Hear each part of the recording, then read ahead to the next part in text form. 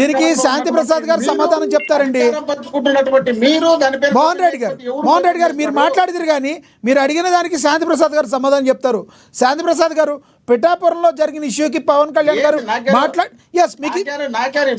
మీకు చెప్తాను సార్, ఇస్తాను మీకు కూడా ఇస్తాను. మీరు అడిగిన దానికి ఆయన సమాధానం చెప్తారు. మళ్ళీ మీరే మాట్లాడిదిరు కానీ పిఠాపురంలో జరిగిన విషయాన్ని పవన్ కళ్యాణ్ గారు ఎందుకు మాట్లాడలేదు, ఒక మానసిక వికలాంగుల గారి మీద హత్య జరిగితే అతి దారుణంగా దాని మీద మాట్లాడలేదని ఆయన అంటున్నారు. ఏమంటారు మీరు? ఇప్పుడు జగన్ రెడ్డి గారు ఎన్ని నిమిషాలతో మాట్లాడారు ముఖ్యమంత్రిగా ఉన్నప్పుడు, అది కూడా మాట్లాడితే ఇంకా బాగుండేది, అందంగా కూడా ఉండేది.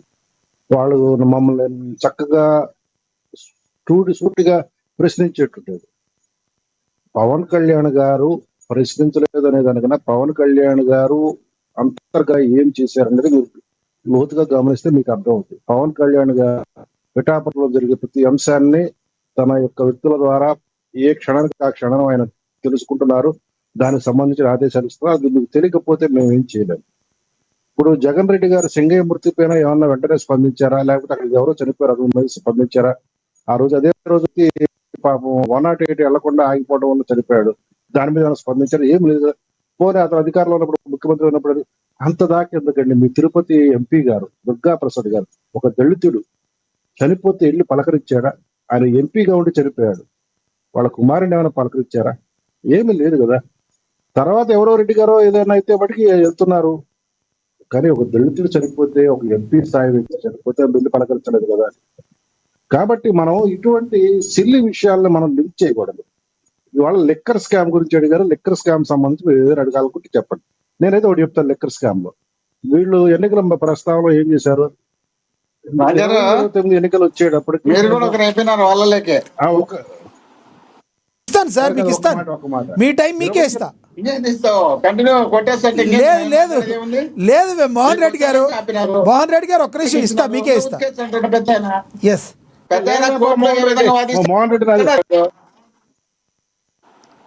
మోహన్ రెడ్డి నేను ఒక్క నిమిషంతో ముగిచేస్తా. నేను ఎక్కువసేపు కూడా తీసుకుని నేను ఊరు వెళ్ళాలి. ఏంటంటే ఏమని మీరు ప్రామిస్ చేశారు? 29 ఎన్నికలకు వచ్చేటప్పటికి మేము మద్యపాన నిషేధము దశల వరకు చేసుకుంటూ వచ్చి పూర్తిగా అది ఎత్తేస్తాము, అలా ఎత్తేసినప్పుడు ఎన్నికలు వెళ్తారు. సరే, ఏదో ఇబ్బందులు వచ్చినాయి, కానీ మీరు ఏం చేశారు? మద్యానికి సంబంధించిన విక్రయాలకు సంబంధించి 25 సంవత్సరాలు తాకట్టు పెట్టి డబ్బులు కూడా తీసుకొచ్చారు. అంటే 25 సంవత్సరాల పాటు మద్యం అమ్మకాలు నిరాఘాటంగా జరుగుతాయని మీ మద్యపాన నిషేధం అనేది డొల్ల అనేది అర్థమైంది. దశల వారీ కూడా పోయింది. ఇప్పుడు అదే మద్యం స్కామ్ లో ఈ రోజు నేను చెప్తున్నాను, నేను ఇప్పుడే చదివాను కొంత, ఏది ఆ ప్రిలిమినరీ ఛార్జ్ షీట్ కూడా చదివాను. చదివితే నాకు అర్థమైందంటే only kick backs from the distilleries, ఇది గుర్తుపెట్టుకోండి, only kick backs from distilleries 3,500 కోట్లు.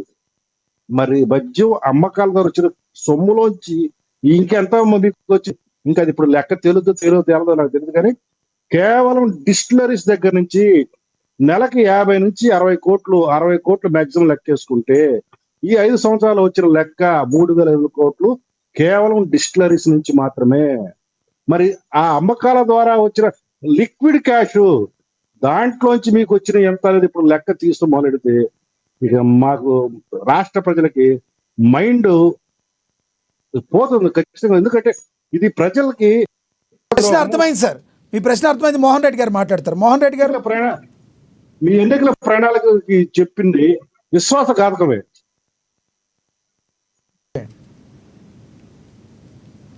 మళ్ళీ మీరు దూతారు, లేదంటే నాకు మా సోదరుడు తెలుగుదేశం సోదరుడికి ఆయన అంతరాయం కల్పిస్తారు. నన్ను లేదు మీరు మాట్లాడండి, ఎవరి టైం వాళ్ళకే ఇస్తాం. అదే ఇందాక శాంతి ప్రసాద్ గారికి తక్కువ సమయం ఇచ్చాం కాబట్టి దాన్ని పూరించడం అయింది. ఏం కాదు, మీరు కంటిన్యూ చేయండి, మీకే ఇచ్చాం కదా, కంటిన్యూ. మీరు వద్దనిలే, ఆయన ఆపినాడు అంతేగాని మాట్లాడు. ఒకటి, ఇప్పుడు నేనేమంటున్నా అంటే, మీరు మధ్యస్థిమితం లేని మహిళను రేప్ చేసినారు దారుణంగా, టీడీపీ కార్యకర్త అని చెప్పినారు, జెండా కట్టుకుని బైక్ లో పోయినాడని చెప్పినారు. అలాంటి వ్యక్తి జరిగిందంటే అది క్వశ్చన్ కదా అని అక్షర సత్యంగా నేను అడిగినా. నేనేం తప్పు లేదు, అది చిల్లి క్వశ్చన్ ఎట్లా అవుతుందండి? ప్రజల కోసమే కదా మనం చేసేది. ఒకవేళ 10 రూపాయలు నువ్వు తిన్నావో నేను తిన్నానో ఒకవేళ జరిగేది పక్కన పెడితే, ఒక మహిళను, ఒక మతిస్థిమితం లేని మహిళను తీసుకుపోయి రేప్ చేసి అది క్వశ్చన్ చేసి అది కూడా క్వశ్చన్ అంటే ఇంతకన్నా చిల్లి క్వశ్చన్ ఉన్నాయా? దాన్ని కూడా మనం మాట్లాడకూడదంటే తుగాలి ప్రీతి అనేది 2014లో 19లో కర్నూలు జిల్లా పుల్లారెడ్డి కాలేజీలో ఏదో చదువుతానని అమ్మాయిని తీసుకుపోయి తెలుగుదేశం పార్టీ అధికారంలో ఉన్నప్పుడు చేసినారు. దాన్ని తీసుకొచ్చి జగన్మోహన్ రెడ్డి గారు ముఖ్యమంత్రిగా ఉన్నప్పుడు రోజు అదే వాయిస్ ఇచ్చుకుంటూ వచ్చే డాక్టర్ సుధాకర్ గురించి 10 ఏళ్ళ నుండి మాట్లాడుతూనే ఉంటారు. మరి అప్పటి నుండి ఇప్పటి వరకు వాళ్ళు దాని గురించి మాట్లాడేటంటే మీరు చేసే కార్యక్రమాలపైన మేము మాట్లాడితే మమ్మల్ని ఎందుకు కాదు? మీరైతే పట్టుకుని ఏదో పాడిందే పాడరా పసుపల్ల దాసరి అన్నట్టు పాడుకుంటానే పోయినారు మీరు ఇంతవరకు. గవర్నమెంట్ వచ్చినప్పటి నుండి మా గవర్నమెంట్ దిగిపోయినంత వరకు మీరు చేసే అన్యాయాలు అక్రమాలు మేము మాట్లాడితే చిల్లి ఆన్సర్లు చిల్లి మాట్లాడతారు.